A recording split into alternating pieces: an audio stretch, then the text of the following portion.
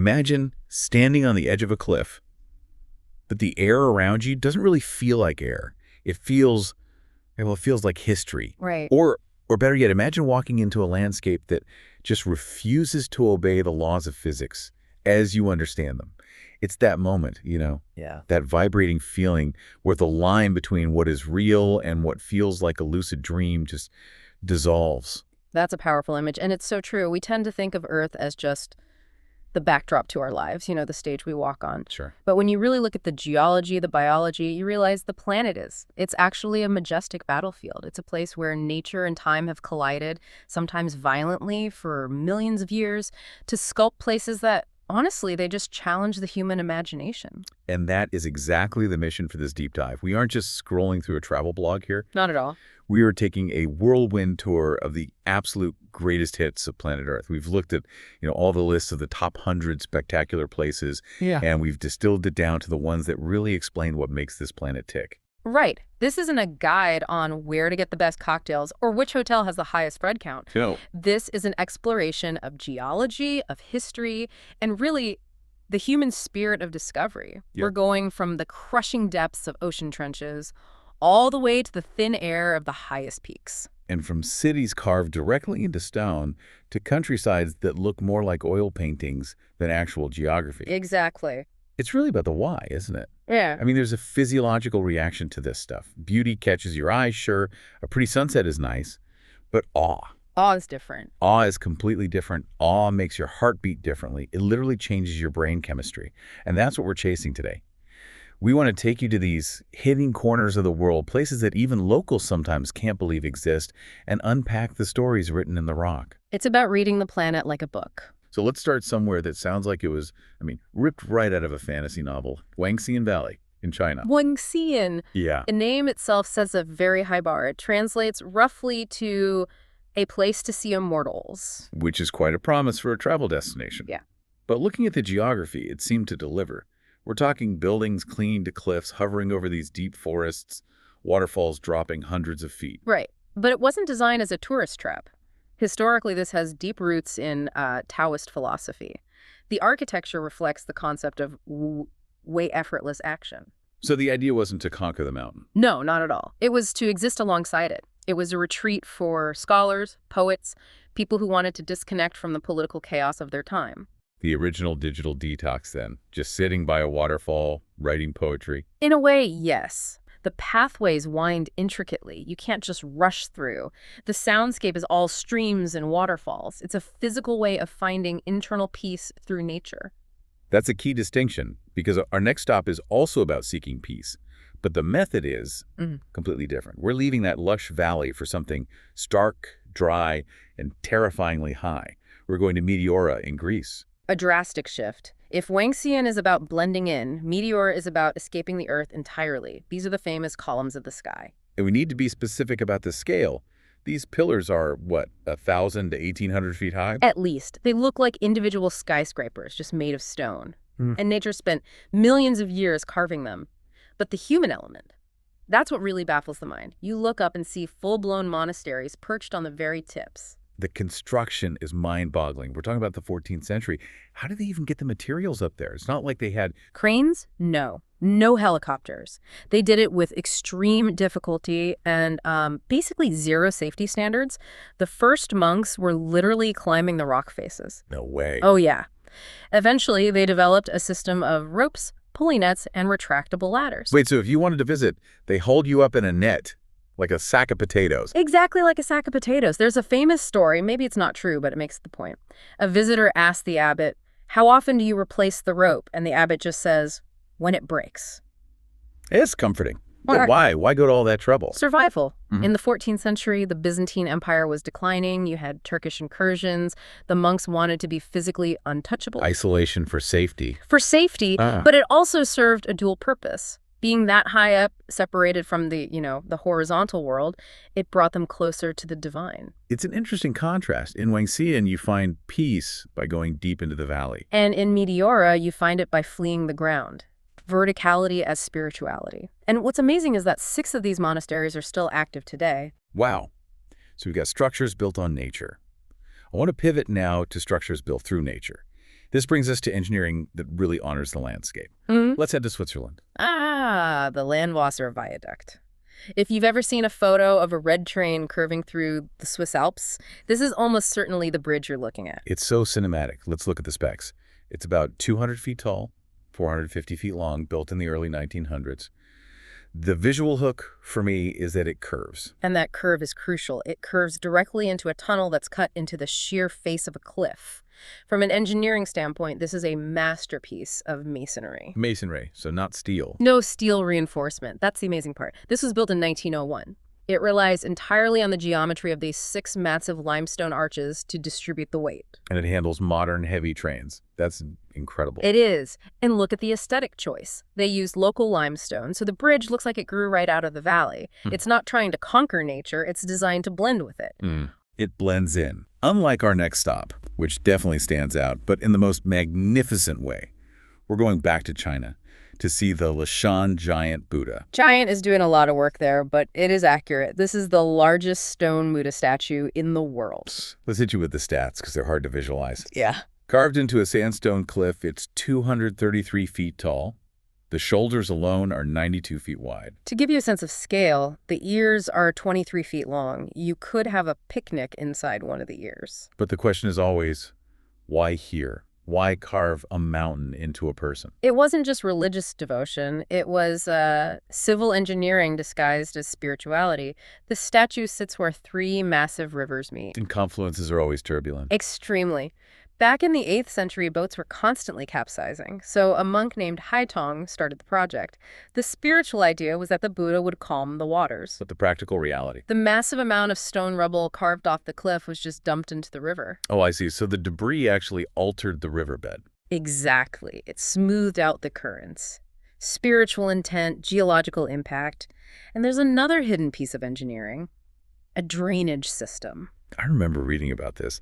It has hidden gutters and channels. Built right into the hair, the collar, the chest. It drains rainwater away to prevent erosion. That's the only reason it survived for 1,300 years. That is smart. It took 90 years to finish. Generations of workers. A testament to the partnership between humans and geology. We can shape the rock, but we have to respect the water. Speaking of respecting the elements, or maybe fearing them, let's move to a place where it feels less like a partnership and more like a hostile takeover. We're heading to the Danakil Depression in Ethiopia. Okay, now we are entering the extreme. If the previous sites were a symphony, this is heavy metal. The Danakil is one of the hottest, lowest, and most geologically active places on Earth. Let's talk numbers. Summer temperatures regularly hit 134 degrees Fahrenheit. That's heat that physically hurts you. And elevation. It's about 410 feet below sea level. How is it so low? Because the Earth is literally ripping itself apart there. It's a rift valley, tectonic plates are pulling away from each other, and the crust is incredibly thin, which lets magma get close to the surface. Which explains the landscape. It sounds alien. Neon yellow salt lakes, toxic gases. It looks like Io, one of Jupiter's moons. Those colors are sulfur, iron, mineral salts. It's beautiful in a very, very dangerous way. The water is acidic, the air can be full of chlorine gas. And yet people go there. Scientists do. It's a perfect lab for understanding how oceans form, but it's also home to the Afar people who have adapted to these brutal conditions, mostly by mining salt. And right in the middle of this oven is the Erta Ale volcano. The Smoking Mountain. The main feature here is incredibly rare. A persistent lava lake. How rare is that? Very rare. Most volcanoes erupt and then cool down. A lava lake is like an open wound in the Earth's crust that just never scabs over. It's a churning pool of molten rock. And visiting it sounds like a nightmare. It's a great challenge, that's putting it mildly. You hike in extreme heat, often at night, walking on fresh volcanic glass. But standing on the rim, looking down into that magma, people describe it as seeing the heartbeat of the Earth. It really drives home the idea that the planet is alive. It is not static. Precisely. It's a place where you truly realize how thin this crust we live on really is. Okay, we've been deep in the heat. Let's talk about a different kind of depth. We're going to Vietnam to Phong Nha Ke Bang National Park. Right. This is a UNESCO site that sits in a massive limestone region.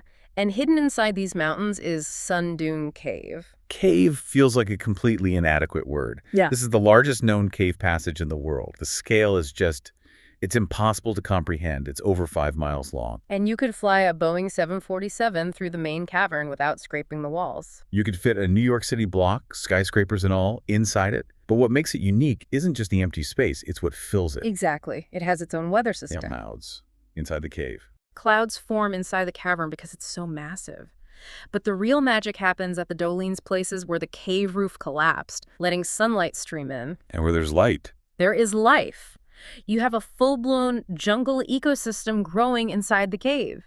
100-foot-tall trees, monkeys, birds, all living hundreds of feet underground. It's a literal lost world. A world within a world, and it's still being carved out by underground rivers. A prime example of the power of water over time. So Vietnam is about hidden internal grandeur.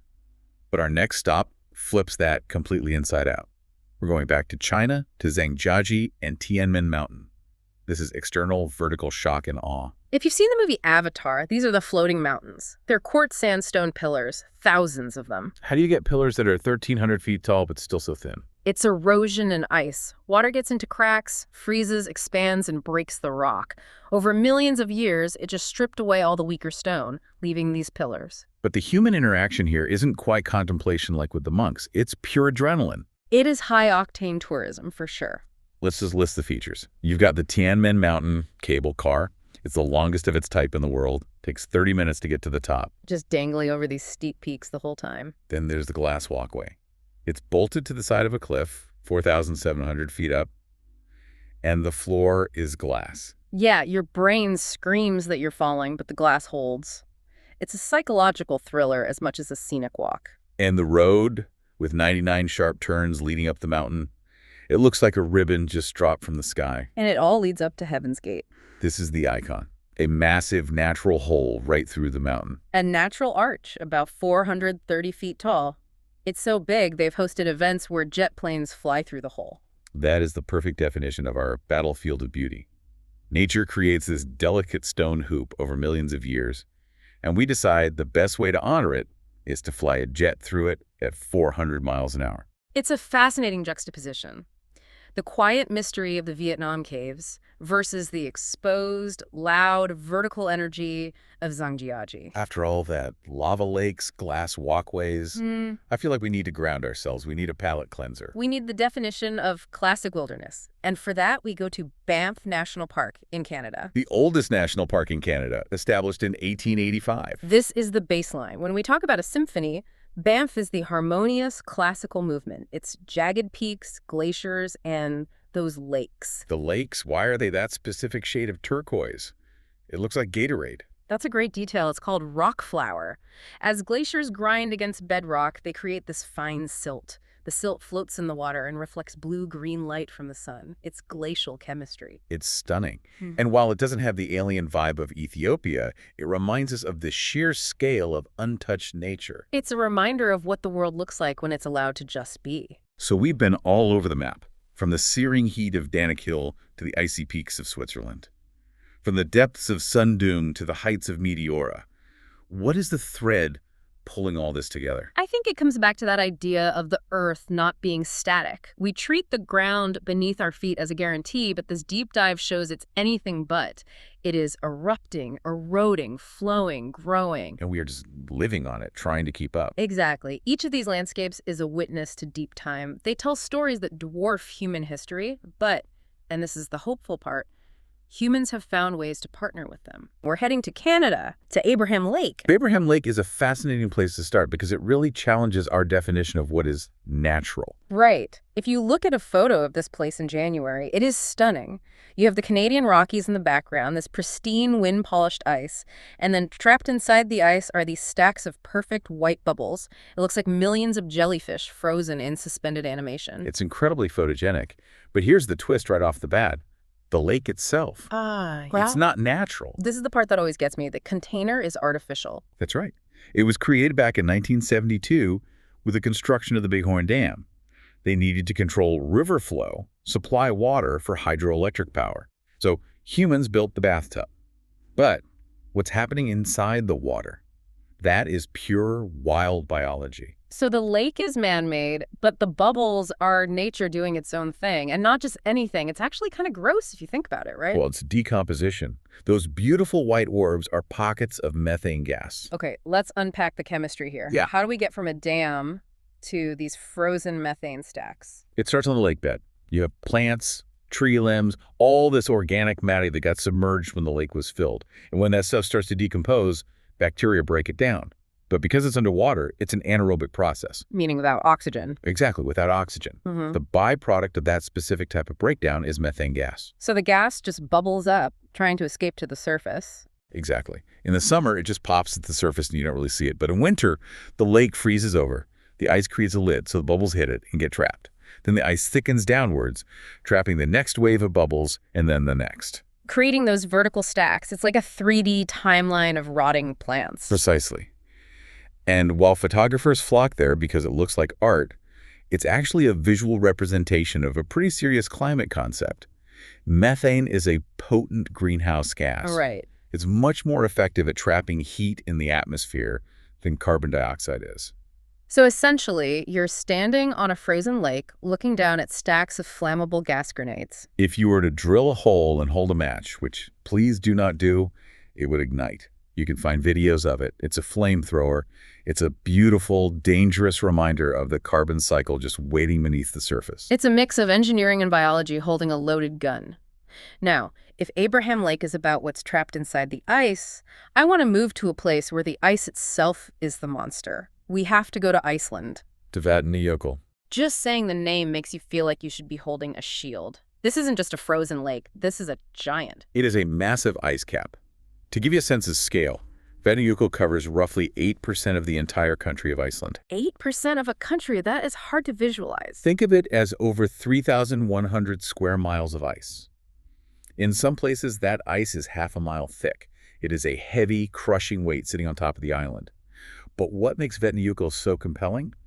It isn't just the size, it's the location.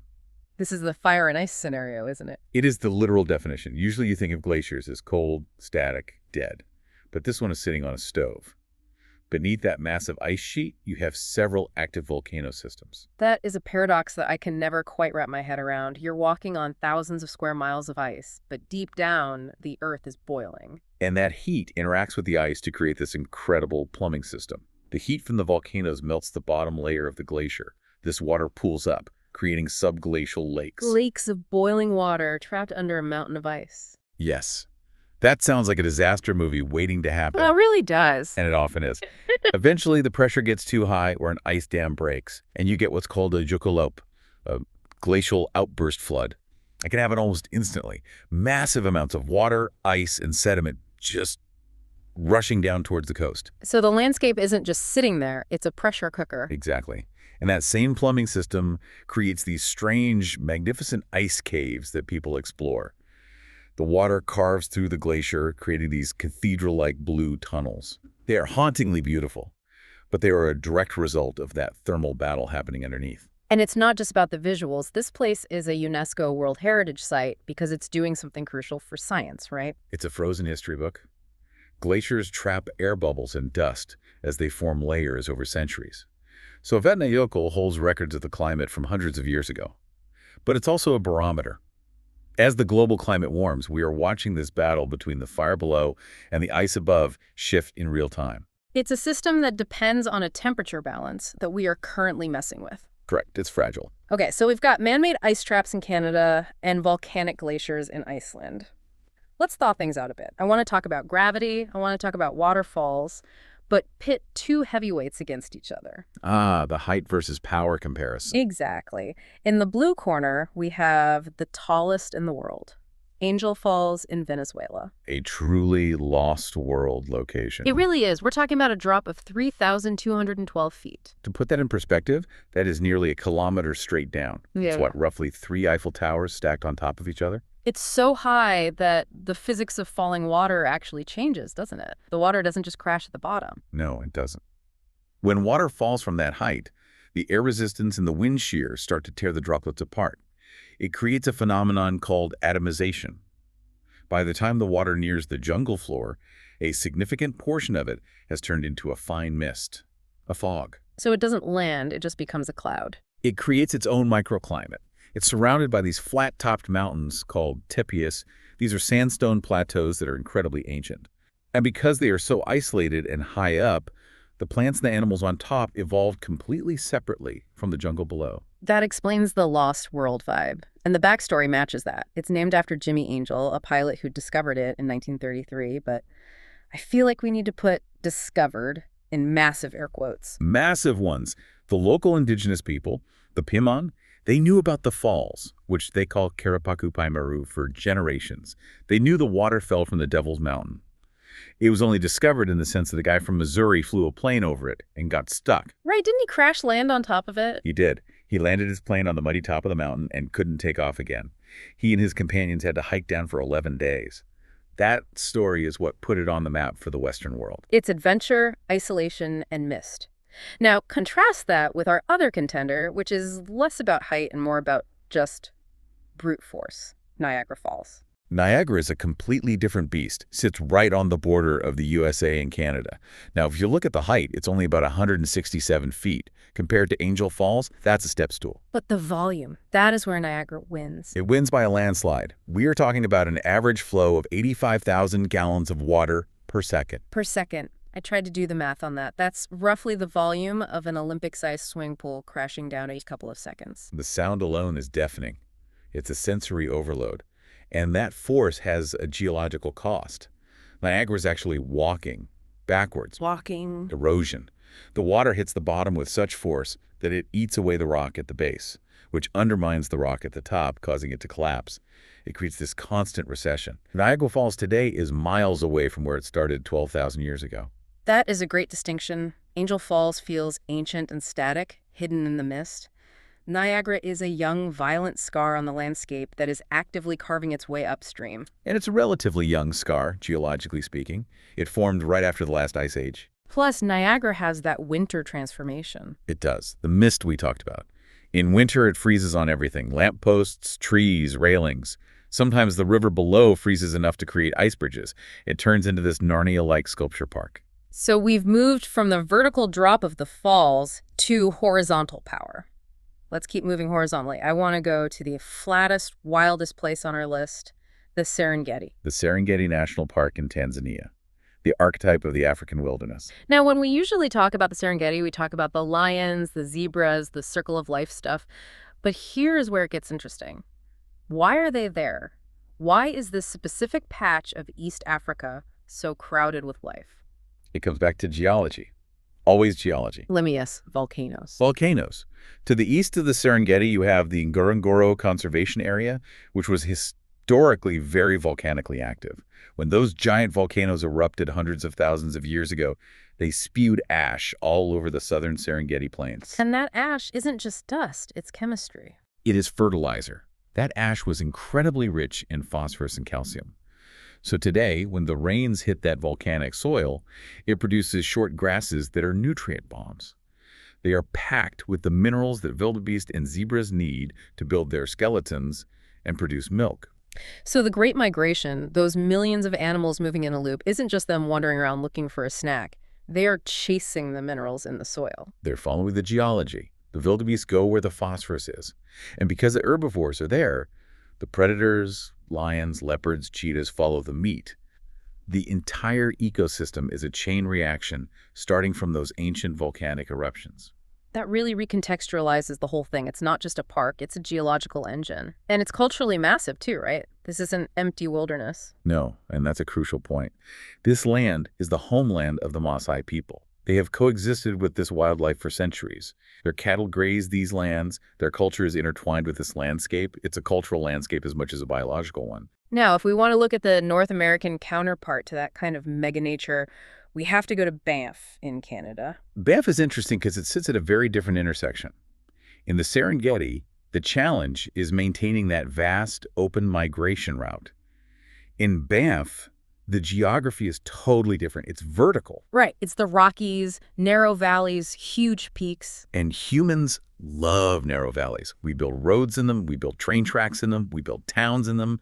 Banff National Park is a massive tourist hub. You have the skiing, the hiking, the town of Banff itself. Plus the Fairmont Banff Springs Hotel, which literally looks like a Scottish castle dropped into the mountains. It's iconic. But here is the friction. The animals, the grizzly bears, the elk, the wolves, they also need those valleys to move around. It's the path of least resistance. So you have millions of tourists and massive predators trying to share the same hallway. Exactly. Banff has become a global laboratory for coexistence. Yeah. How do you run a major highway through a grizzly bear habitat? That's why they have those wildlife overpasses, right? The bridges that look like they have forests growing on them. Yes. They are engineering solutions to a geographical problem. They allow the genetic flow of the animal populations, so bears can meet other bears, without interacting with cars. It's a tricky balance between being a world-class tourist destination and a vital nature reserve. It feels like the theme here is endurance. The animals endure the migration, the mountains endure the ice. But I want to talk about something that endures simply by refusing to die. Let's talk about the baobab trees of Madagascar. The upside-down trees. These are truly biological marvels. They look like aliens. I mean, huge, swollen trunks, sometimes 30 feet in diameter, and these tiny little scraggly branches that look like roots sticking into the sky. That alien look is actually brilliant engineering. We tend to think of trees as being made of hardwood, like oak. But a baobab is more like a giant sponge. A sponge. That massive, swollen trunk is a water tank. It consists of fibrous, spongy wood that can expand and contract. In the rainy season, it absorbs water, thousands of gallons of it. That allows the tree to survive in incredibly arid, hostile environments where other trees would turn to dust. And because of that water tank, they live how long? It's hard to date them exactly because they don't produce traditional growth rings like an oak tree. But carbon dating suggests some of the oldest ones are over 6,000 years old. 6,000 years? That means they were saplings before the pyramids were built, before the Roman Empire. They're living witnesses to almost all of recorded human history. They're ecosystems unto themselves, providing shelter for birds, insects, reptiles. And yet, for all that endurance, they have this moment of extreme fragility. The flowers, right. Yes, the baobab produces these large, beautiful white flowers, but they bloom at dusk, and they only last for one night. One night. Less than 24 hours. They open, they emit a scent to attract bats and moths for pollination, and by the next morning, they wilt and fall. That is such a poetic contrast.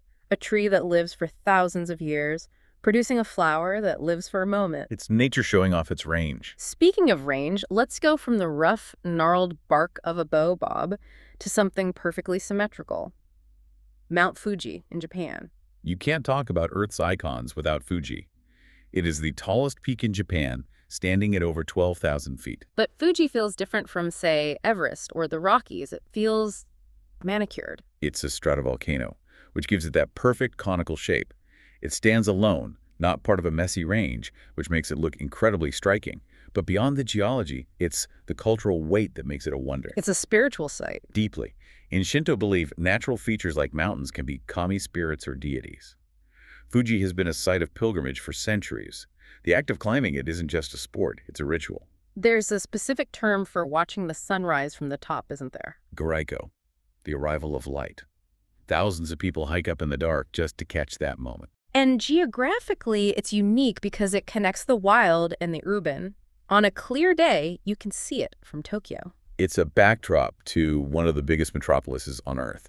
And at its base, you have the Fuji Five Lakes, which are these calm, recreational spots. It's a mountain that is fully integrated into the national identity. It's not out there in the wilderness. It's a part of daily life. Okay, we've done the Holy Mountain. We need to go to Indonesia, to Kawah Ijen. This is probably the most sci-fi location on Earth. If you want to see extreme chemistry, this is it. Explain the visual to me, because I've seen the photos and my brain refuses to accept them. Imagine a large volcanic crater on the island of Java. Inside the crater, there is a lake. But it's not blue water. It is a distinctive, opaque turquoise green, and it is highly acidic. How acidic are we talking? It has a pH of less than 0.5. It's essentially a lake of battery acid. So definitely do not go for a dip. Definitely not. The acidity comes from dissolved volcanic gases. But the real spectacle, the thing that draws people there at 2 a.m. is the fire. The blue fire. Now, volcanoes are supposed to be red. Lava is red. Why is this blue? It's not lava. What you are seeing is the combustion of sulfuric gases. Sulfur. The volcano vents high concentrations of sulfur gas. This gas emerges from cracks in the earth at immense pressure and extreme temperatures, up to 600 degrees Celsius. As soon as it hits the oxygen in the air, it ignites. And sulfur burns with a blue flame. An electric neon blue. And here's the wild part. As the sulfur burns, some of it condenses into a liquid. So you have burning liquid sulfur flowing down the rocks. It looks like blue lava. It looks like a neon waterfall of fire. It is mesmerizing, Yeah. but it's also incredibly toxic. The fumes are sulfur dioxide. You cannot be there without a gas mask. That is wild. It's beautiful, but it is actively hostile to human life. Santorini, Greece. Right. Most people know it for the luxury hotels and the sunsets, but Santorini is effectively a disaster zone that got a really nice makeover. It's a caldera, that crescent shape of the island that looks so perfect on a postcard. Yeah. That is literally the rim of a massive volcanic crater. A huge one. We're talking about the Minoan eruption, sometimes called the Thera eruption, around 3,600 years ago. One of the largest volcanic events in recorded history. It didn't just shape the island. No, it likely wiped out the Minoan civilization. Some people think it even inspired the legend of Atlantis. That's what blows my mind about Santorini. You're sitting there having a glass of wine, looking at these whitewashed buildings clinging to the cliffside. And you're perched on the edge of a cataclysm. Exactly. And the architecture itself is a response to that geology. Absolutely. The locals didn't import materials. They used what the volcano gave them. Those iconic cave houses. They're dug right into the volcanic ash. Which provides natural insulation, right? Yep. Cool in the summer, warm in the winter. The stones they use are all volcanic. And the color palette of the island, that's dictated by the debris too.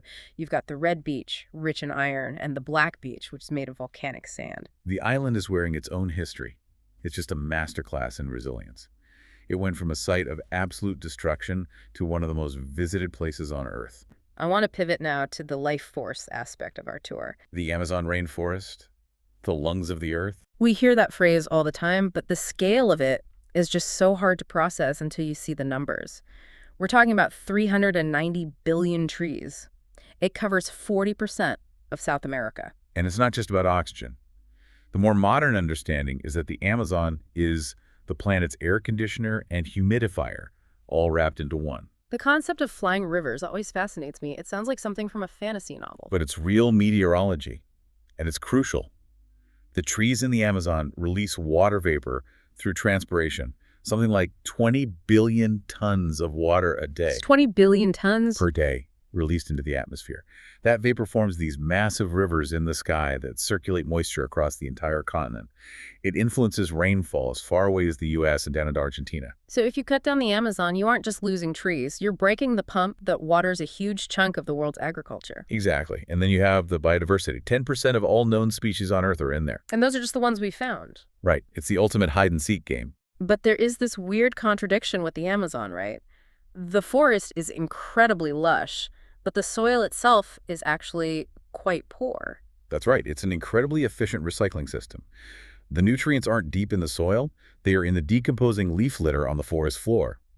As soon as something dies, it's broken down and reabsorbed by the trees almost instantly. A hyper-efficient life support system. Which is why, when it's cleared for farming, the land becomes useless so quickly. The land needs the forest to sustain itself. Okay, so let's follow those flying rivers south. We're going to trade the humidity for the deep freeze. Los Glaciares National Park in Argentina. Patagonia. The landscape shifts dramatically here. You go from the dense green canopy to these jagged Andean peaks and massive ice fields. And the star of the show there is the Perito Moreno Glacier. What's so unique about it is that it's actually accessible. You can stand on viewing platforms and watch rolls of ice the size of buildings just crash into the water. That process is called calving, and the sound is, it's like thunder. It is. But scientifically, Perito Moreno is a bit of an outlier. While most of the world's glaciers are retreating due to climate change, this one is considered stable. So it's a perfect laboratory for glaciology. It is. Scientists are still debating exactly why, but it gives them a baseline. The color always gets me. That deep electric blue, it just doesn't look like regular ice.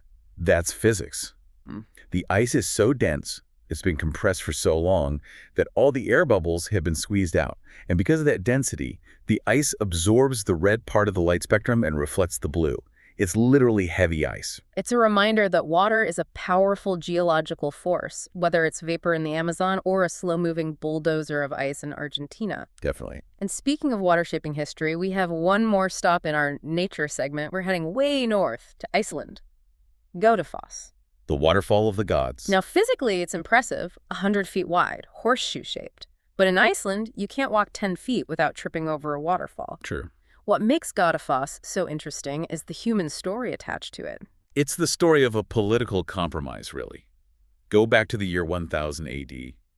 Iceland was on the brink of civil war between the Norse pagans and the rising Christian influence. And the law speaker of the parliament, a man named Thorgeir, was given the impossible task of deciding the country's future religion. Right. And he went away, meditated under a fur cloak for a day and a night, and came back with a decision. To keep the peace, Iceland would officially convert to Christianity. And to seal the deal, this is where the name comes from, he went to this specific waterfall and threw his statues of the Norse gods into the water. Odin, Thor, the whole pantheon. Gone. It was this huge symbolic gesture of out with the old. So when you look at those falls, you aren't just seeing water, you're seeing the moment a culture pivoted. And visually, especially in winter, it just reinforces that mythic quality. The spray freezes on the rocks, the water turns this icy It green. does like a scene from a fantasy novel, which is actually the perfect bridge to our final segment. It is. We've looked at what nature builds. Now let's look at the scars and the monuments. We're going to look at 3 places where the landscape was altered. Once by the cosmos, and twice by human ambition. Let's start with the cosmic scar. We are heading to the Arizona desert, the Barringer Meteor Crater. This is the place that reminds us that we are effectively sitting ducks in a galactic shooting gallery. It's hard to grasp the violence of this event. About 50,000 years ago, a nickel-iron meteorite, maybe 150 feet across, just slammed into the desert. Traveling at 26,000 miles per hour, the explosion would have been 150 times more powerful than the bomb dropped on Hiroshima. And the result is this perfectly preserved bowl. It's almost 3/4 of a mile wide and nearly 600 feet deep. You could fit 20 football fields on the floor of that crater. It's immense. And the reason it's so well preserved is the climate, right? Yeah, it's a dry, high desert. There's very little erosion compared to other impact sites. And this allowed scientists to finally prove that craters on Earth actually came from space. Before this, people thought it was maybe a volcanic vent. So it changed our understanding of Earth's history. We aren't a closed system. We're part of a violent solar system, a monument to a split second of just absolute destruction. And now let's contrast that split second with something that took a lifetime to build and still wasn't finished. Neuschwanstein Castle in Bavaria, Germany. The ultimate fairy tale castle. It is the archetype. White towers, perched on a rugged hill, surrounded by dark forests. It's literally the inspiration for the Disney castle. It is. But the history is so much stranger than a Disney movie. It was commissioned by King Ludwig II in the late 19th century. And Ludwig wasn't building a fortress for defense. No, he was building a stage set. Exactly. He was a recluse. He was obsessed with Wagner's operas and these romanticized legends of German knights. He wanted to retreat from the modern world, which was rapidly industrializing, into a fantasy of the Middle Ages. The irony is just incredible. He built it as a private refuge to be alone. He only slept in the castle for a grand total of 11 nights before he died mysteriously. And now it attracts 1.4 million people a year. the very thing he built to escape people has become one of the most crowded places in Europe. But structurally, it's fascinating because it looks medieval, but under the skin, it was high-tech for the 1880s. Oh, yeah. It had running water, toilets, a heating system. But it stands unfinished. There are supposed to be more towers, a massive keep. It's a monument to a dream that just ran out of time. It's a folly in the grandest sense. It shows that human wonders aren't always about utility or religion. Sometimes they are just about pure, unadulterated imagination. Which brings us to our final stop, a place where the ambition was realized and the result has lasted for 4,500 years. The Pyramids of Giza. You can't talk about Earth's greatest hits without the only surviving wonder of the ancient world. The Great Pyramid of Khufu. The stats are they're mind-blowing. It was the tallest man-made structure on Earth for over 800 years. 480 feet tall, and built with 2.3 million blocks of stone. But what stands out isn't just the size, it's the precision. The pyramid is aligned to true north with an accuracy of 3/60ths of a degree. I mean, we would have trouble doing that today without GPS. And this goes back to the intent. Ludwig built a fantasy to hide in. The Egyptians were building a machine. That's a great way to put it. It was a resurrection machine. The internal architecture, the shafts pointing to specific stars like Sirius and Orion, it was all designed to launch the pharaoh's soul into the afterlife to join the gods. So it wasn't just a tomb. It was a launch pad. And the atmosphere there, I've heard it changes completely depending on when you see them. It does. Under the midday sun, they're blindingly bright and imposing monuments to absolute power. But at night, under the moonlight, they feel different. They feel like they're guarding secrets. You really feel the weight of those 4 millennia looking down at you. We've been to the hottest place on Earth, the highest waterfall, deep inside caves atop ancient pillars. We've seen nature ripping the Earth apart and humans stitching it back together with stone. What does this all mean? You know, we've seen places that look like Mars. We've seen places that look like heaven. We've seen the sheer violent force of water and fire.